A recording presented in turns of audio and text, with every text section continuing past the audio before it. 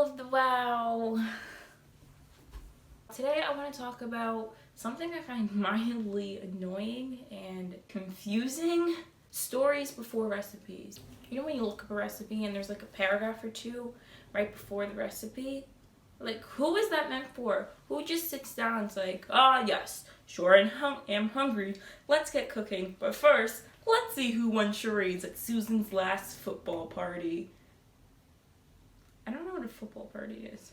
I'm so scared that I steal jokes sometimes, is that I Google jokes that I'm about to tell. Like, I'm afraid that my brain thinks that I made it up, but I heard it somewhere else. So for that last, like the opening sentence, I wanted to see if anybody ever talked about the stories in front of recipes. I Googled recipe story joke, and I found a blog post called Chicken Catatory, a cheap joke about chicken hunting by Steve. So Steve opened up this joke, how I should probably be opening up this video.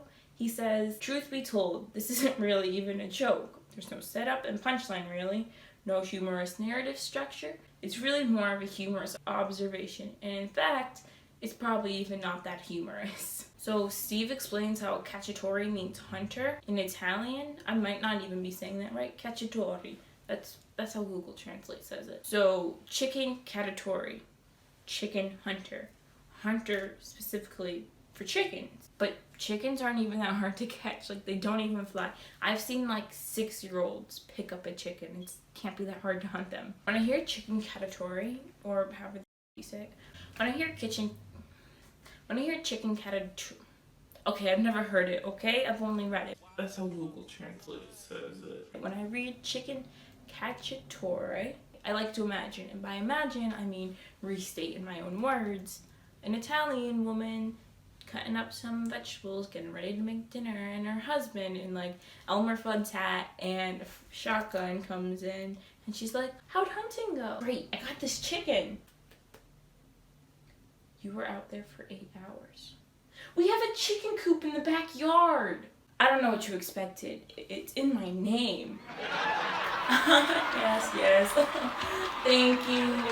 I'd like to thank Steve for letting me tweet this joke a bit, even though I didn't take the time to go through his website, www.slowburningpassion.com, to look for his contact info, to ask for permission to use that joke, or anything really. Speaking of which, slowburningpassion.com does not sound like a cooking blog. When I hear that, I imagine someone like walking really slow, but like their arms are moving like they're running. Like, I don't know, they're really passionate too. They're like, speed walking. Speed walking is a slow burning passion. I figured it out. That's what a slow burning passion is. Speed walking. They're just letting all that adrenaline go to their arms. It's like they're really passionate about running, but they're just not there yet. It's like, it's a slow burning passion. We'll get there eventually. They're just speed walking. I'll be there in a sec. An even slower burning passion is speed walking in place. Unless, of course, Steve meant the second definition of passion I got when I Googled it, and he just meant www.slowburning, the suffering and death of Jesus.com. And poor guy that is Jesus, Steve is just bashing on him with all those freaking recipes. And Jesus's cookbooks just aren't selling like they used to. So the next thing I found was something from www.davidblowfits.com. It's for crisp baked tofu. It's a recipe. Again, he starts this tofu recipe off by saying that he wants to set up a camera in his house, or that he wants to write a book because the craziest things have happened to him. But then throughout the 10 paragraphs he has for this recipe, he doesn't talk about one crazy thing that's happened to him in his house. Like, at all. Maybe he's saving it for his book. Speaking of books, he said he modified this recipe from so-and-so's cookbook, and then he just spends 5 paragraphs fawning over the tips and tricks in that someone else's cookbook. So it's not even his tips and tricks, he's just sharing some from the cookbook. I mean, keep it up, and that's Jesus. He's getting back at Jesus, putting all his content you have to pay for online for free. I did not know Jesus was another name for Joe. But in between these tips he's sharing from the Eat Your Vegetables book, there's pictures of the tofu recipes in between. And for the first 10 times I looked at the recipe, I thought this was freaking cheese. I'm reading a tofu recipe and we're not even talking about tofu. It just gets to a point where it's so off track where I don't even remember that I'm reading a tofu recipe and I just register this as cheese. He said he was going on an event with this Joey Yongunan guy. Forgive me if I didn't look him up to find out how to say his name. So I think that was kind of a cross promotion, but that still doesn't explain why he starts talking about his comfort food. Oh, I'm sorry. He says that he's not entirely comfortable with the term comfort food. I don't understand why he's talking about his finding security in food. Why does he mention them at all? There's like no transition in between the two, just listen. Oh, but first, even before that, he's talking, listen, I just gotta read you this. Someday, someone is going to set up a camera in my place. I didn't even realize that before. He says someone. Like, he's not going to set up the camera. Someone is. They're just so fascinated by the stories he's telling. Someone's just gonna sneak a camera in his place. At least I hope so. That's even creepier. That he wants someone to set up a camera in his place. At least I hope so. Because over the last 3 years, I can safely say that the craziest things have happened to me. I've often toyed with writing a book about it, but no one would believe me, and it would quickly get tossed into the fiction bin, dismissed as folly. Oddly, I've been finding comfort in the easy listening music of James Taylor, who seems to understand what I'm going through, as he gently reassures me that indeed all is okay, because I've got a friend. In addition to JT, I've been calling him, I also find... Damn, now I just look like an idiot. There was a transition there. I just don't have good reading comprehension, and the rest of this video just might not make sense. But I'm keeping that in because even bad content is still content. This next one is from www.iloveyouhope.com. And it's so long for a 3-ingredient thing. Oh, damn it. Freak. I can't use this one. Oh my goodness. I need to start proofreading. I don't understand. I searched far and wide for these things, and I keep doing stupid mistakes like this. It opens up the story behind my love of Prosecco or Prosecco. I don't know. But it even says story in the freaking thing, so of course they're gonna have a story. Of course.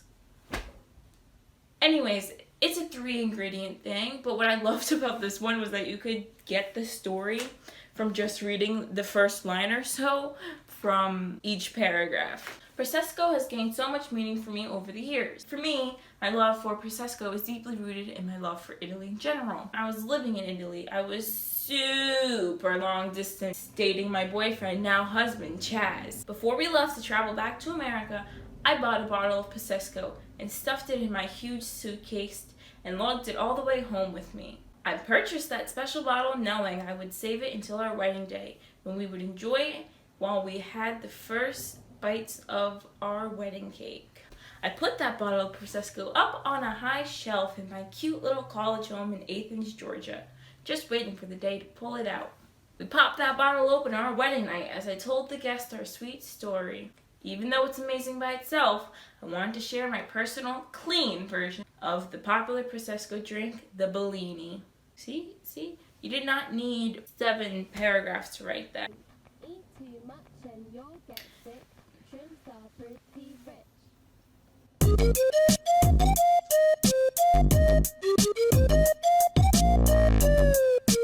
This post was sponsored. This blog post was sponsored, so they probably had to put a cute story in just to sell Prosecco. God, I really need to... I thought I worked hard on this video. I don't know, I worked on it late at night, so all these details were probably just going boom. This one doesn't even have a story. I remember printing off this recipe freaking years ago back in middle school and being confused on what the heck is in the milk glass. What is it? It's not a reflection. I mean, if it is, like, no, that wouldn't even make sense. You can't, like, reflect on milk. I don't understand what's in the glass, and to this day, it creeps me out, and I have no idea what it is.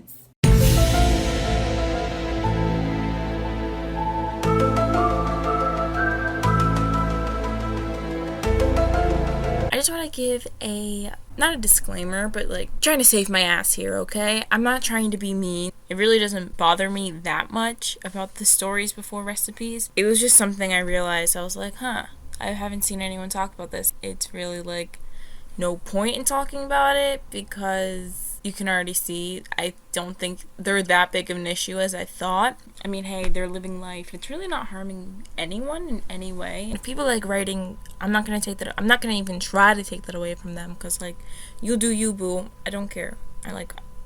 Obviously I do care since I just made like a 15-minute video on it. And if anything, this was more embarrassing to me because it showed that I literally cannot read words. Seriously, I'm trying to read this from a freaking script right here. Well, it's not a script, it's a notepad. And I can't even do that, so that shows how much I can read. Also, I know I suck at Italian words. Cacciatore, the P word. I'm sorry. I'm learning French and Spanish when I already barely know English. I'm just not very good at talking. See? Exactly. Okay, peace. Watch the rest. Come to the conclusion that one, I need to learn how to freaking read. Hi, I'm Iris. I'm 17 and I never learned how to freaking read. And that the stories are there for ad space. They make you scroll through this whole long thing while the ads are just playing down the side. But you know where you can get recipes without the ads? Blue Apron. That's why today is not sponsored. I'm just kidding. We are going to be making one of the most prestigious meals I've found searching all those recipes. And it is from www.goodfoodstories.com. And it is Velveeta and ketchup on Ritz. Now, I've never had just straight up Velveeta cheese, nor am I going to have it today because that is cost money. I don't have a job and my mom said no. And Google said it tastes just like American cheese, so that's what I'm going to be using. The only difference is that it's like super melty, like it melts nice. And I do have Ritz, but I just realized it's garlic butter. So I'm screwing this recipe up one ingredient at a time. And instead of ketchup, I'm going to be using hot sauce. Just kidding. I do have ketchup, so let's make this. I just want to say while I'm making this, I'm not making fun of food bloggers or anyone actually. Well, I mean, I kind of am, but I don't mean it. I do understand the appeal of a good anecdote before a recipe. Yeah, that's all I'd say. Okay, I'm just gonna ploop that on there.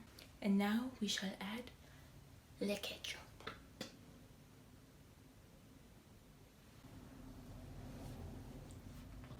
God.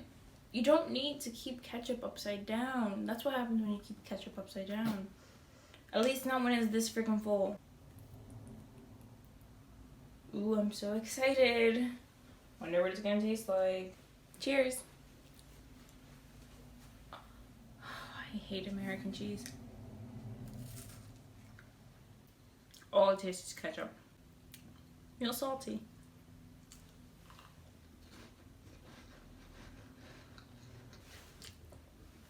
I just taste ketchup. I'll make another one. More cheese, less ketchup. Alright, now we got a sizable chunk similar to what they have in the photo, in the recipe. Oh! At least I caught the cheese. A cracker did break though. There was ketchup all over the floor, but the American cheese is safe. Okay, now as you can see you see that though? I'm a freaking mess. Take two. Too much. I can't do it. I'm sorry. I hate it. But thanks. Oh, have a nice day. And I'm gonna end this video now because my brother is up, awake, and Adam. No, my brother's name's not Adam. It's DJ.